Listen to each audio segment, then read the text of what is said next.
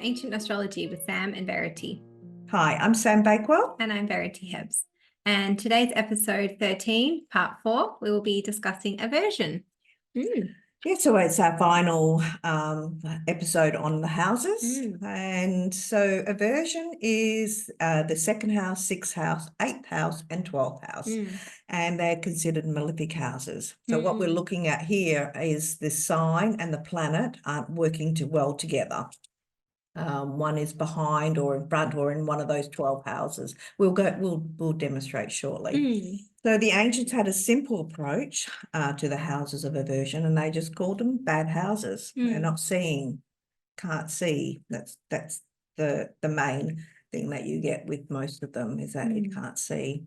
The planet and sign are in aversion to each other, and so there's a blind spot. So aversion means to turn away from, and you're behind or averting one's eye. So there is a very good, like Ben Dyke's book, Traditional Astrology for Today, an introduction. So this is where I learned about aversion. He really has some great tips on aversion. Before I started really looking at it in natal charts, you know, I learned it from here. And it's a great book for all astrologers, for a beginner astrologers. Yeah, so that's a really good one. And then this one is probably for more advanced astrologers, and it is Persian Nativity 4 and Abu Mashar, and it's translated by Benjamin Dykes. And it is on the revolution, so there's a lot on solar returns, but there's lots on other predictive methods as well. So this is another really good one that will help you. Once you finish this, there is no way that you will not understand aversion. Sounds amazing. Yeah. Yeah, tough read, but it's worthwhile. Some of those, you know, big books, you know, take a while. Yeah. And but they're worthwhile reading. You get so many great tips from it. So the reason they're considered bad houses is that they don't aspect the ascendant. So at the moment, with our starting point, that's what we're going to look at, the ascendant and the lords of the ascendant. And most of the areas that are inversion are health areas, so the 6th, the 8th, and the 12th. But the second is a little bit trickier. And you also got to consider that the 2nd and the 8th are succedent houses also, you know, so, you know, so if a person is located in those houses, you know, that's 50%. That's still quite a strong person. So it's a little bit different than the 6th and the 12th. Yes. So not seeing the ascendant is undesirable for the native. So that would be, is that because the ascendant is like yourself? So if you can't see a part of yourself, then that makes it harder to understand yourself. That's or right. things that are happening to you. If your body's here but your mind is somewhere else, you know, you're not really connecting with the moment. Yeah. So Ben Dyke says on page 90, he says there is something unsteady or even unconscious or unwitting about what the native is doing. So he also says that it's considered to have little control, ignorance, their actions don't match up with what they say, or they don't get what they want out of life. So, you know, they're really important things. And I know it sounds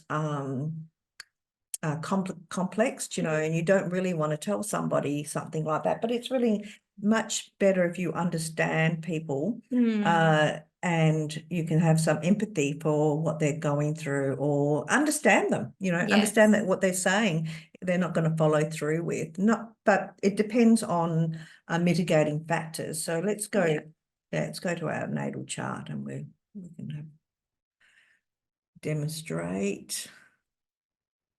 Okay, so here we have a Libran rising, and so the Lord is Venus and the exalted Lord is Saturn, and both of them, even by equal sign, are placed in the 6th house. So now if by equal sign it had moved to the 7th or the 5th, that would be a mitigating factor, right? But this is definitely in the 6th house, and Venus is exalted. in the sign of Pisces. So Yep. that's really good. So that's another mitigating factor. But Saturn is Peregrine. Yeah.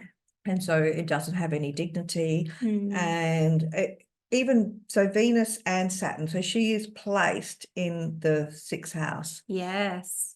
Very strongly. So both her ruler and exalted ruler are there. So I would say the more difficult part of her life will be the Saturnian things. Doesn't have anything like any dignity. No, from there's no help or Pisces. support. Yeah.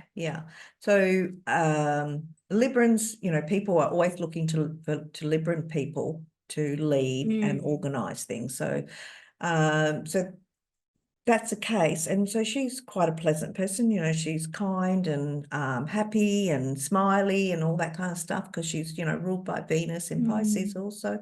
But that responsibility is going to also not be fantastic for her, because she's going to be sick. It's in a sickness house. I mean, she's got other planets also, and Jupiter that's also ruling. So she's got Mercury, and she has Jupiter in ruling that house. So there's a lot of different health issues there. So it could be like people want to rely on her, or she wants to help people, but then her health issues might flare up or something, and that comes in the way and restricts it or prevents it. Exactly. So it's very hard for her to be consistent in life. So she has worked, but only for a very short time in her life, where she had a wage, but not for long.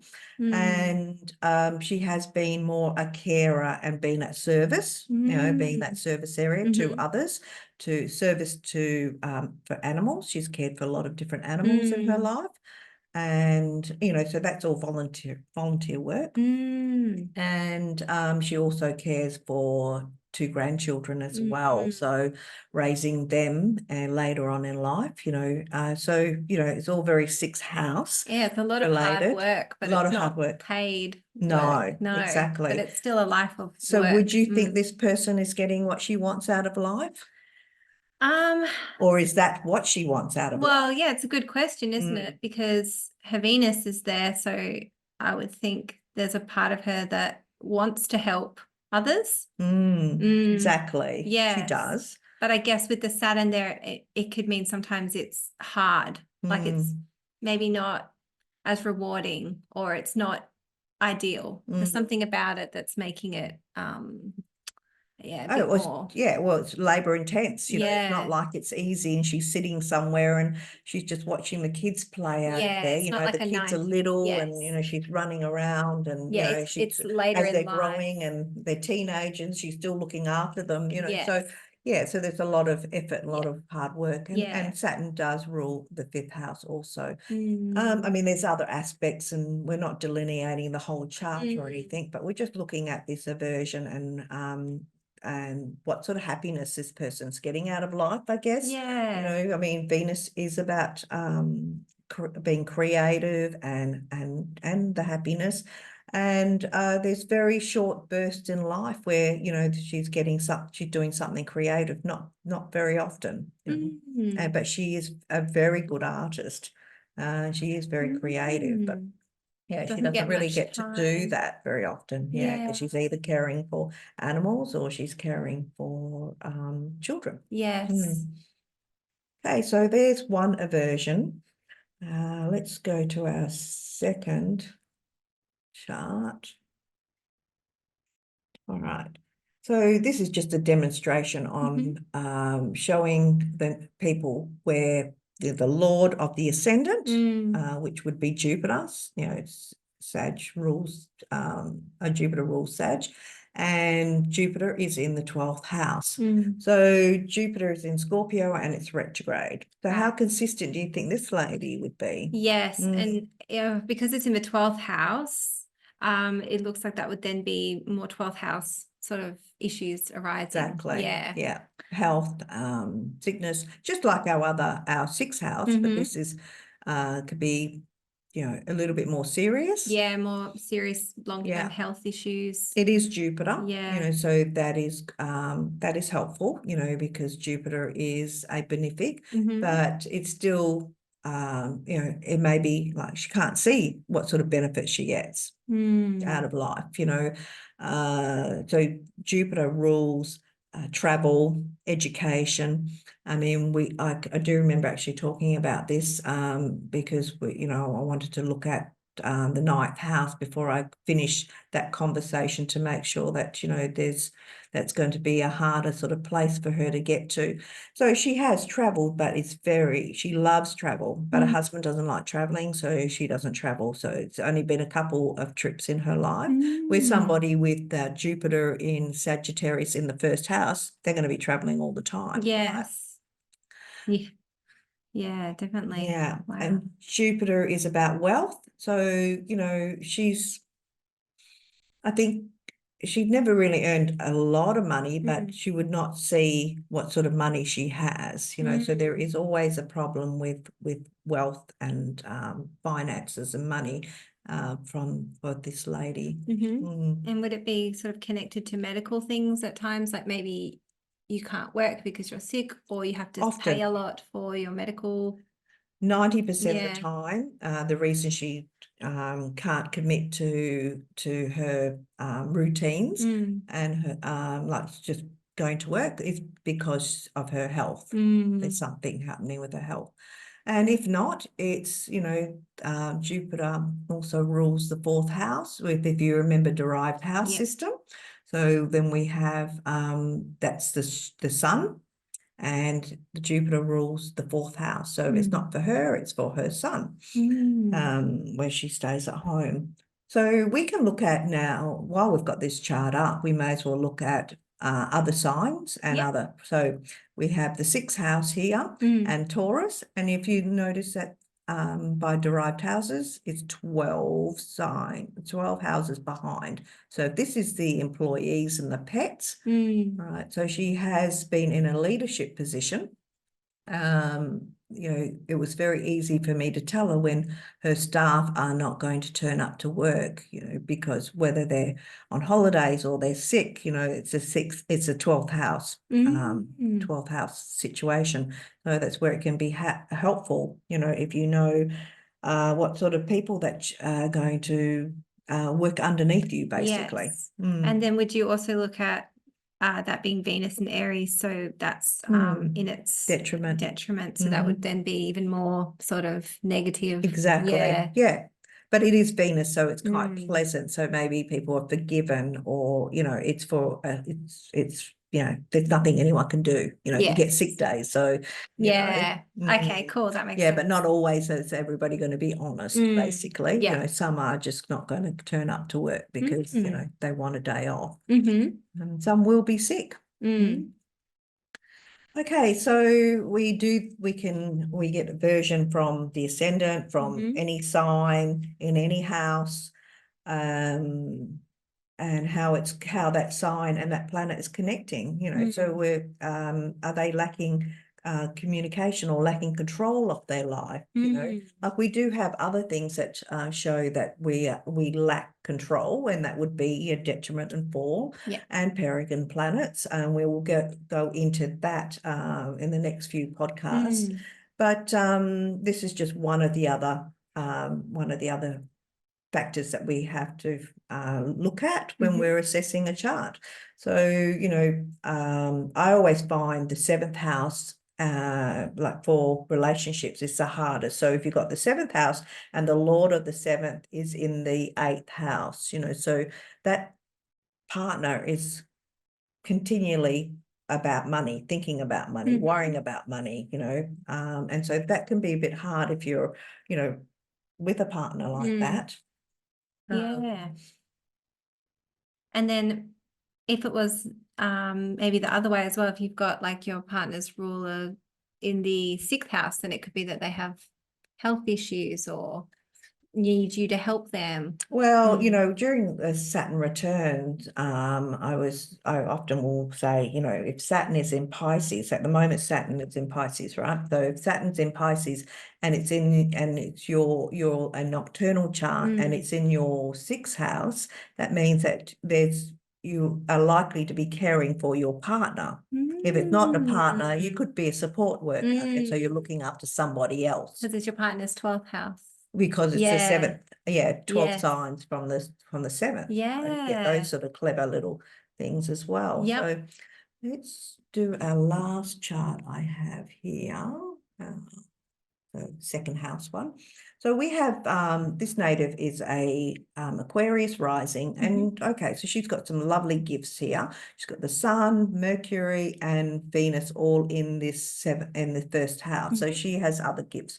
So you're probably not going to notice this aversion as much. You know, she might do, or will she? I don't know. I don't doubt she will notice it, but you like as an astrologer, you would notice it because there is a money issue, right? And interestingly, actually, things like money in particular, but also people's health are quite private, aren't they? Yes. You don't always know. Yes, exactly. Sometimes health is more obvious because it can be like, oh, I can't come to work, or you can see I'm sick, I've been sick. Yeah. But sometimes you can't even see not your everyone health. talks about money. No. So money is very sort of hidden one, isn't it? Exactly. A lot of people don't like to talk about money things. So being Saturn, of course, it's an issue. It's not her malefic of Set, but it's still her. She is placed in a second house. So what would Saturn do in Pisces for somebody who is placed in a money house? So for me, that's fear. And being anxious about money, you know, worrying about money. So this native actually has a lot of money. Oh, interesting, because I've always thought, you know, Saturn in the second would be very hard. Yeah. But doesn't act like she's got money, you know, like you wouldn't think that she would. She's not like she's dressing in 5-star clothing. Yes. What helps her with the finance is Venus, obviously, because it's in the first house.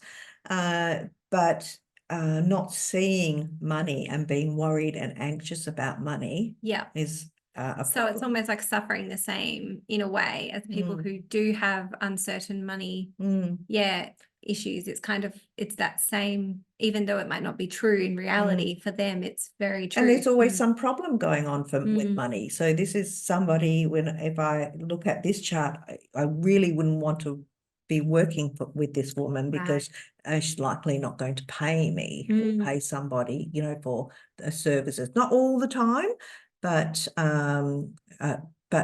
sometimes. You know, sometimes Saturn is about being cautious, thrifty with money. So it's not a fabulous thing to have with no dignity in the second house. So it's pretty hardcore aversion. Yeah, I mean, one of the things is interesting about it, and especially there's such sensitive topics actually, aren't they? Like money and health. And sometimes you're not even aware that you have a health issue or an issue with money. You might not realize that you know, for example, someone might be quite stingy in their friendship group when they go out, but they might not realize they come across that way. Exactly. Yeah. And so that could be actually quite damaging to relationships, or, you know, ruin the fun of going out with them. Sometimes with health issues, you don't even know you have something going on in your own body until it comes up, and it, you know, and they often, I find, they say no first before they actually, like, so if I was doing a reading for somebody with planet aversion, and I'd said, but this month you're going up to sign documents, legal documents, and they, oh, no, and then I'll say, oh, this is actually has happened a few times. So, and then I'll say, oh, so what are you up to after this? Oh, I'm going up to the city. I've got to get a stamp on my immigration. And I was like, oh, okay.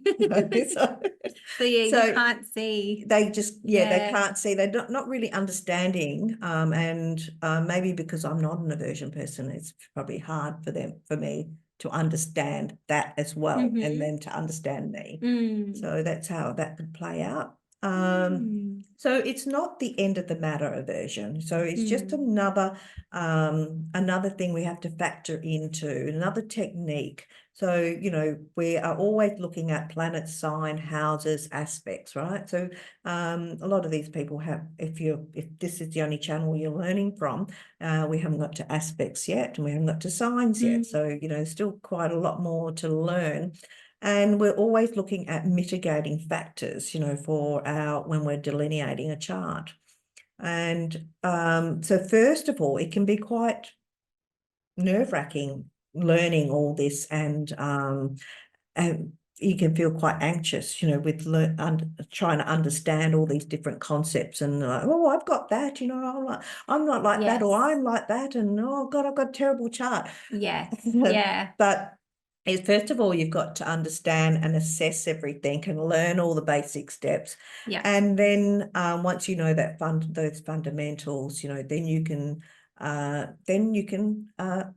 manipulate things, you know, and foresee events that are going to happen so that you're prepared for it. Yes, exactly. And I guess it's kind of, in a way, it's funny as well. It's kind of like a reflection, isn't it? Because sometimes you do just have things come out of nowhere, and it, you know, and so that could be because it's something that's in aversion. Exactly. So that you just sometimes have to just accept it and say, okay, there's, you know, this is happening. What can I do to, well, what we're trying to do is, first of all, read a chart unbiasedly. Yeah. And that can be quite difficult when you're looking at your own chart, and it can be quite frightening when you're looking at other people's charts as well. And it's a massive responsibility, you know, reading for other people.